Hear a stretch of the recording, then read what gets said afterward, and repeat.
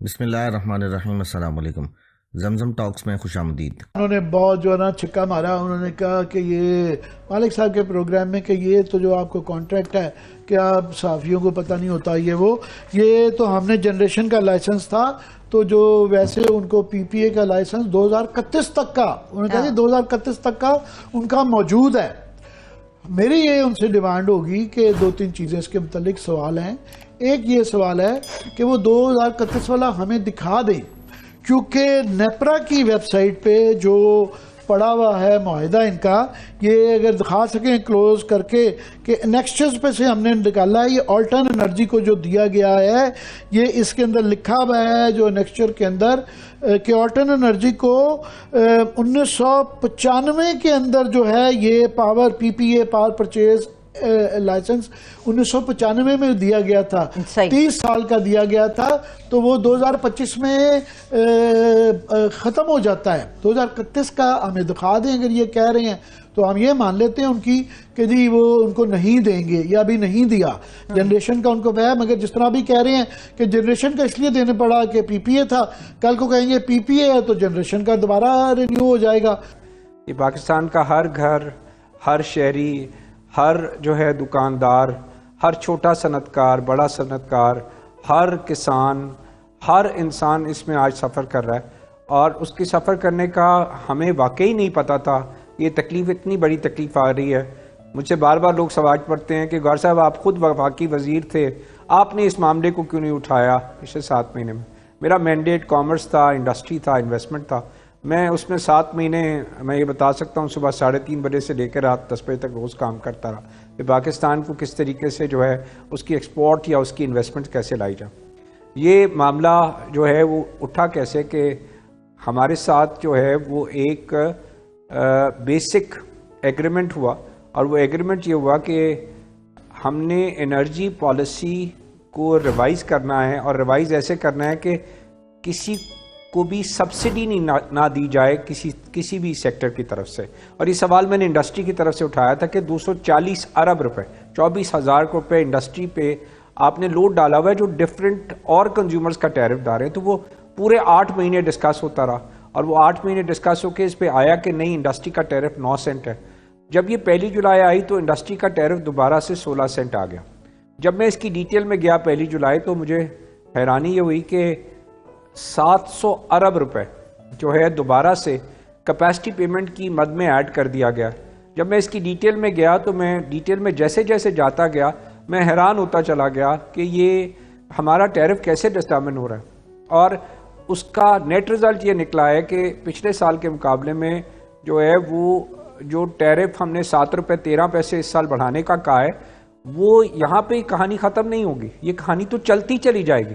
और जब जैसे हमने उसकी डिटेल्स में गए तो डिटेल्स में पता चला कि 2.11 ट्रिलियन 2,11,000 करोड़ रुपये हम इस साल कैपेसिटी पेमेंट दे देंगे। और जब उसकी डिटेल निकाली मैंने और पूछी तो मुझे किसी ने जवाब ना दिया।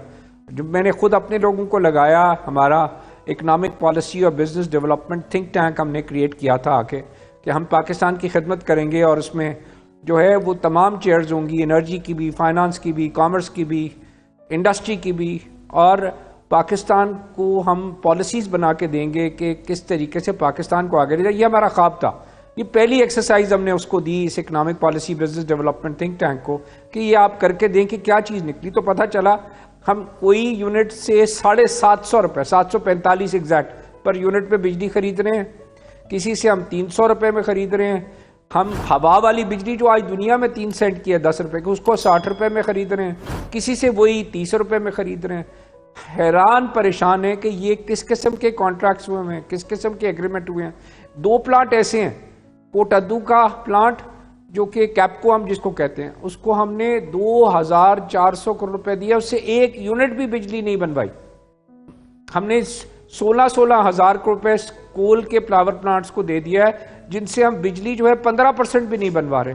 और ये सारे पैसे हम क्या कह रहे हैं कि हम जो है ना कंज्यूमर से चार्ज कर लेंगे, क्योंकि कोई पूछने वाला नहीं है। तो ये सवाल आज आमिर यही है कि मुझे किसी से कोई जवाब अभी तक नहीं मिल रहा।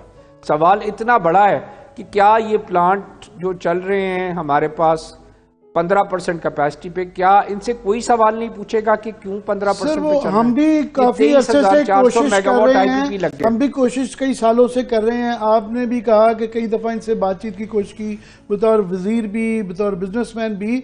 सर, ये इतने अरबों खरबों का मामला है, ये आसानी से नहीं होगा।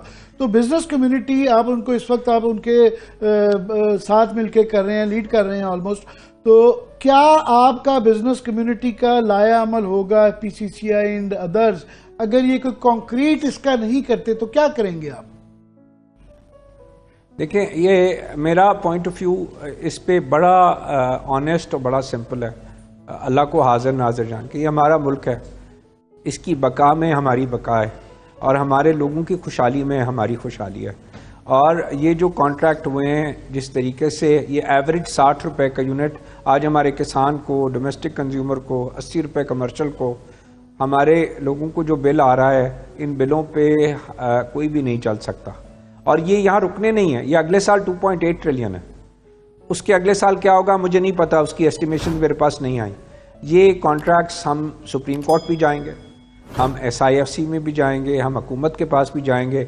हमने बेहतरीन लॉयर्स हायर किए हैं, पूरी की पूरी टीम इस वक्त इकनॉमिक पॉलिसी जो और बिजनेस डेवलपमेंट थिंक टैंक की बैठ चुकी हैं इसके ऊपर, और उसके तमाम पेपर्स, और हम सारे पेपर्स आपके साथ रोज़ाना की बेसिस पे शेयर करते जाएंगे कि क्या हो रहा है इसके अंदर। और इसमें मैं आमिर एक ही बात कहूँगा कि इसमें हमें पूरी कौम को खड़ा होना पड़ेगा इस मामले को हल करने के लिए, क्योंकि ये मामला किसी फर्द का नहीं है, ये मामला किसी जो है वो कंपनी का नहीं है। सर, मैं आपको क्रेडिट दे दूं कि हम भी 30 साल से लगे हुए हैं इसके खिलाफ, मगर ये आपके जो डॉक्यूमेंट्स हैं उससे हमें जो हमारी नॉलेज में इजाफा हुआ है या हमारी एजुकेशन है, उसकी बुनियाद पे ही हम ये प्रोग्राम कर पा रहे हैं। तो अभी फॉर एग्जांपल, अभी आपने कोयले के प्लांट का कहा, तो उसके अंदर अभी वैसे वारी साहब ने क्लेम किया कि जी एक बड़ा बेनिफिट, उन्होंने कहा कि हम वो इंपोर्टेड कोयला, जो कि बाय द वे सबसे आपकी डॉक्यूमेंट से पता चला कि महंगा तरीन प्लांट जो है वो साहिवाल का गालबन वो इंपोर्टेड कोयले पे है, उन्होंने कहा जी हम उसको लोकल कोयले पे कर देंगे।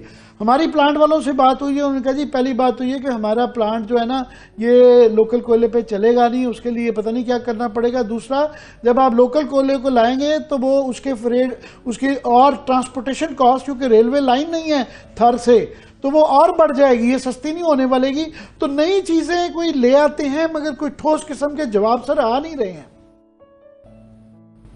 आमिर, चले मैं एक जवाब देता हूँ। कोई एक कोयले का प्लांट 1300 मेगावाट के ऊपर लगा हुआ है कराची में, मैंने रिपोर्ट में दे दी है एग्जैक्ट रिपोर्ट, उसको हमने 17,000 करोड़ रुपए दे दिए। 17,000 पता है कितने बनते हैं? $700 मिलियन, ठीक है। और उससे हमने बिजली शायद जो बनवाई है, उस बिजली का रेट 300 रुपए यूनिट बन रहा है। ये इस वक्त हाल है जो कि जिसके तहत हम इसको मैनेज कर रहे हैं। ये पाकिस्तान की बका का मामला है, इसको इजी नहीं लेना पड़ेगा। हम इसको ये कह रहे हैं, हम आज भी ये एक साल से तो चले ही नहीं है, ये तो 15% पे चल रहे हैं। और एक एक प्लांट को 16 हज़ार रुपए नहीं मैं बोल रहा, ना मैं 1,60,000 बोल रहा हूँ, ना मैं 1,60,00,000 बोल रहा हूँ, ना 16 करोड़, ना 16,000 करोड़ रुपए एक एक प्लांट को हम दे रहे हैं।